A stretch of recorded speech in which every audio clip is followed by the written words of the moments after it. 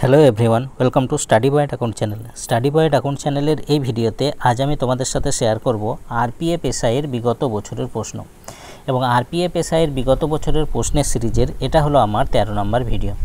এবং এখানকার যে প্রশ্ন, এই প্রশ্নগুলো সবই নেওয়া হয়েছে আরপিএফ এসআইয়ের লাস্ট যে এক্সাম হয়েছিল 2019 সালে, সেখান থেকে। তো ভিডিও শুরু করার আগে তোমাদের কাছে রিকোয়েস্ট, ভিডিও ভালো লাগলে অবশ্যই লাইক করে দিও, শেয়ার করে দিও এবং চ্যানেলে নতুন থাকলে চ্যানেলটিকে সাবস্ক্রাইব করে নিও।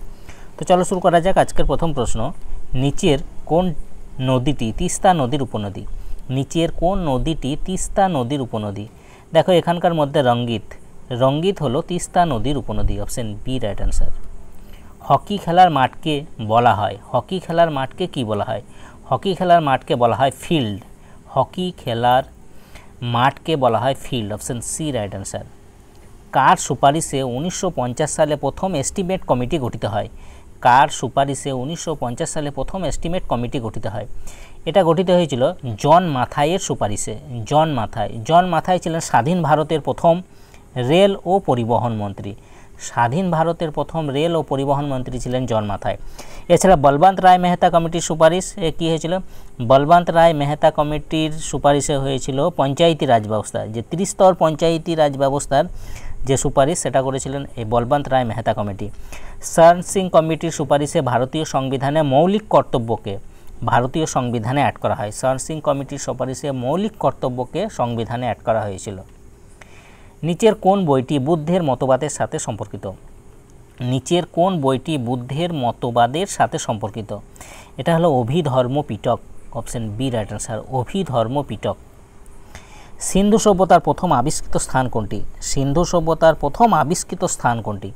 দেখো সিন্ধু সভ্যতার প্রথম আবিষ্কৃত স্থান হলো হরপ্পা, এই জন্য সিন্ধু সভ্যতাকে হরপ্পা সভ্যতাও বলা হয়। নেক্সট, কমনওয়েলথ গেমস প্রতি ড্যাশ বছর অন্তর অনুষ্ঠিত হয়?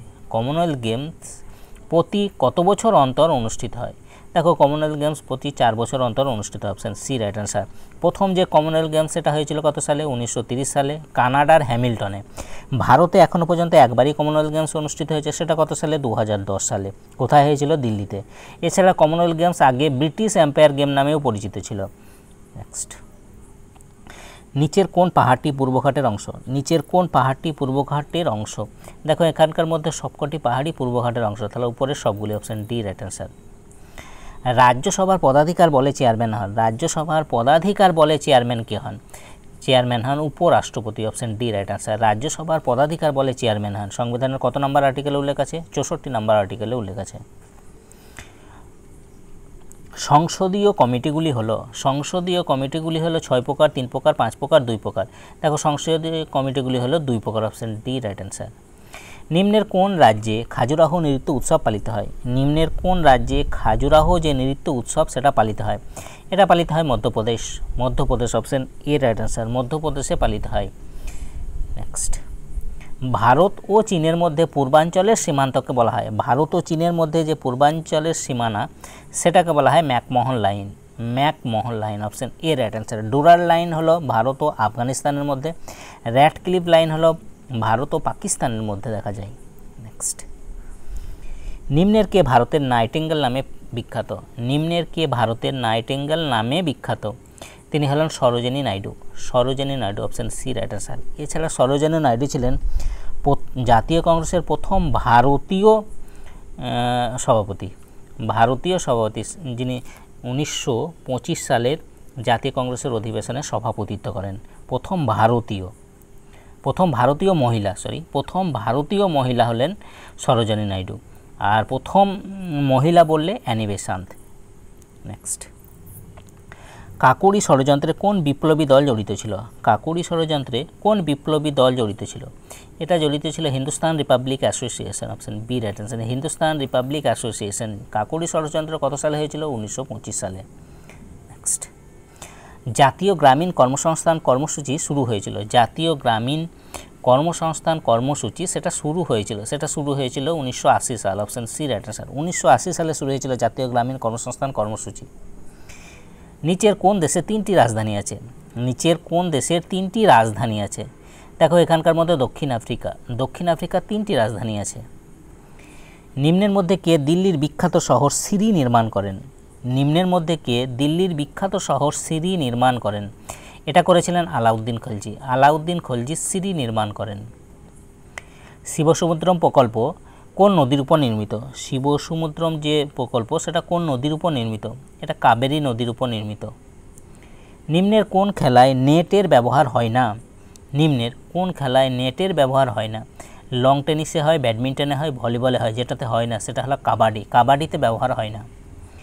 রিট কত প্রকার? রিট হলো 5 প্রকার। Option B right answer. Supreme court কত নম্বর আর্টিকেল অনুসারে রিট জারি করতে পারে? 32 নম্বর আর্টিকেল অনুসারে রিট জারি করতে পারে। নেক্সট, উত্তর মেরুর বিখ্যাত শিলালিপিগুলি কোন রাজবংশের অন্তর্গত?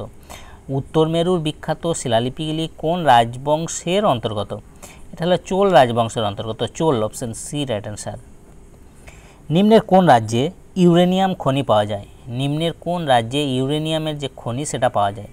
এটা পাওয়া যায় ঝাড়খণ্ডে পাওয়া যায়। অ্যারোব্যাটিক্স শব্দটি কোন খেলার সাথে সম্পর্কিত? অ্যারোব্যাটিক্স শব্দটি কোন খেলার সাথে সম্পর্কিত? এটা জিমন্যাস্টিক খেলার সাথে সম্পর্কিত। জিমন্যাস্টিকের সাথে সম্পর্কিত। গ্যালিয়াম মৌলের পারমাণবিক সংখ্যা কত? গ্যালিয়াম মৌলের পারমাণবিক সংখ্যা কত? দেখো, গ্যালিয়াম মৌলের পারমাণবিক সংখ্যা হলো 31। অনিশ্চয়তা নীতিটি কার দ্বারা উত্থাপিত হয়েছিল? অনিশ্চয়তা নীতি এটা কার দ্বারা উত্থাপিত হয়েছিল? এটা হলো হাইসেনবার্গের হলো অনিশ্চয়তা নীতি। Option D right answer. নিচের কোনটি ইউনেস্কোর অধীনে বিশ্ব ঐতিহ্যবাহী স্থান নয়? নিচের কোনটি ইউনেস্কোর অধীনে বিশ্ব ঐতিহ্যবাহী স্থান নয়? দেখো, এলিফ্যান্টা গুহা অবশ্যই ঐতিহ্যবাহী স্থান ইউনেস্কোর অধীনে। রানী কি ভাব, হুমায়ুনের সমাধি, এই তিনটি। কিন্তু যেটা নয় সেটা হলো Charminar. Option C right answer. Charminar ইউনেস্কোর অধীনে বিশ্ব ঐতিহ্যবাহী স্থান নয়। নিম্নের কোনটি ভারতীয় সংবিধানের 8ম তফসিলের সাথে সম্পর্কিত? নিম্নের কোনটি ভারতীয় সংবিধানের 8ম তফসিলের সাথে সম্পর্কিত? ভারতীয় সংবিধানের 8ম তফসিলের সাথে সম্পর্কিত সরকারি যে ভারতীয় ভাষার সাথে সম্পর্কিত 8ম তফসিল। Option C right answer. একজন ব্যক্তি কি উভয় কক্ষের সদস্য হতে পারেন? উভয় কক্ষ বলতে লোকসভা এবং রাজ্যসভার সদস্য কি হতে পারেন? দেখো, একজন ব্যক্তি উভয় কক্ষের সদস্য হতে পারেন না। Option D right answer. যে একসঙ্গে উভয় কক্ষের সদস্য হতে পারেন না। Option D right answer. ভারতীয় সশস্ত্র বাহিনীর সর্বোচ্চ কমান্ডার হলেন ভারতের রাষ্ট্রপতি। নিচের কোন রাজ্যে নীল বিদ্রোহ সংগঠিত হয়েছিল? দেখো, নীল বিদ্রোহ সংগঠিত হয়েছিল Paschimbanga. Option C right answer. পশ্চিমবঙ্গে নীল বিদ্রোহ সংগঠিত হয়েছিল। সূর্য ও মঙ্গল গ্রহের মধ্যে দূরত্ব কত? সূর্য ও মঙ্গল গ্রহের মধ্যে দূরত্ব কত? সূর্য ও মঙ্গল গ্রহের মধ্যে দূরত্ব হলো 227.9 মিলিয়ন কিমি। 227.9 মিলিয়ন কিমি। Option C right answer. ভারতের রাষ্ট্রপতি কার কাছে তার পদত্যাগপত্র জমা করেন? ভারতের রাষ্ট্রপতি তার কার কাছে পদত্যাগপত্র জমা করেন? রাষ্ট্রপতি পদত্যাগপত্র জমা করেন উপরাষ্ট্রপতির কাছে। অপশন ডি রাইট অ্যান্সার, উপরাষ্ট্রপতি। টেমস নদী কোন দেশে প্রবাহিত হয়? টেমস নদী প্রবাহিত হয় ইংল্যান্ডে প্রবাহিত হয় টেমস নদী। A century is not enough বইটি কে লিখেছেন? A century is not enough বইটি লিখেছেন Sourav Ganguly. Option C right answer. Sourav Ganguly লিখেছেন a century is not enough. 19 শতকে খণ্ড উপজাতির লোকেরা কোথাকার বনে বাস করত? খণ্ড উপজাতির লোকেরা কোথাকার বনে বাস করত? উড়িষ্যার বনে বাস করত। Option D right answer. নিচের কোনটি একটি পূর্ণ রাজ্যের মর্যাদা পেয়েছে? এটি পেয়েছে সিকিম পূর্ণ রাজ্যের মর্যাদা পেয়েছে। এছাড়া চণ্ডীগড়, লাক্ষাদ্বীপ, পন্ডিচেরি এগুলো সব ইউনিয়ন টেরিটরি। নেক্সট, 1929 সালে ভারতীয় জাতীয় কংগ্রেসের অধিবেশন কোথায় আয়োজিত হয়েছিল? 1929 সালে ভারতীয় জাতীয় কংগ্রেসের অধিবেশন আয়োজিত হয়েছিল Lahore. Option B right answer. যেখানে সভাপতিত্ব কে করেছিলেন? জওহরলাল নেহেরু। টোঙ্গা স্ট্রেঞ্জ কোন মহাসাগরে অবস্থিত? টোঙ্গা যে স্ট্রেঞ্জ খাত সেটা কোন মহাসাগরে অবস্থিত? এটা অবস্থিত প্রশান্ত মহাসাগরে অবস্থিত।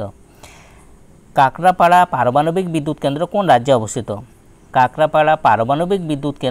রাজ্যে অবস্থিত? এটা অবস্থিত গুজরাটে অবস্থিত। নিচের কোন দেশটি স্থলপথে ভারতের সাথে সীমানা শেয়ার করে না? নিচের কোন দেশটি স্থলপথে ভারতের সাথে সীমানা শেয়ার করে না? এটা হলো মালদ্বীপ। মালদ্বীপ স্থলপথে ভারতের সাথে সীমানা শেয়ার করে না। আফগানিস্তান করে, স্থলপথে ভুটান করে, নেপাল করে, কিন্তু মালদ্বীপ করে না। তাহলে option D right answer. The archaeology of ancient Indian সিটিজ বইটি কে লিখেছেন? The archaeology of ancient Indian সিটিজ বইটি কে লিখেছেন? এই বইটি লিখেছেন Dilip Kumar Chakraborty. Dilip Kumar Chakraborty, option A right answer. তো এই ছিল আরপিএফএসআইয়ের বিগত বছরের প্রশ্নের কিছু গুরুত্বপূর্ণ প্রশ্ন। যদি তোমাদের ভিডিওটা ভালো লাগে অবশ্যই লাইক করে দিয়ে শেয়ার করে দেবো এবং চ্যানেলে নতুন হয়ে থাকলে চ্যানেলটিকে সাবস্ক্রাইব করে নিও। তো চলো আজ এই পর্যন্তই। ওকে, বাই।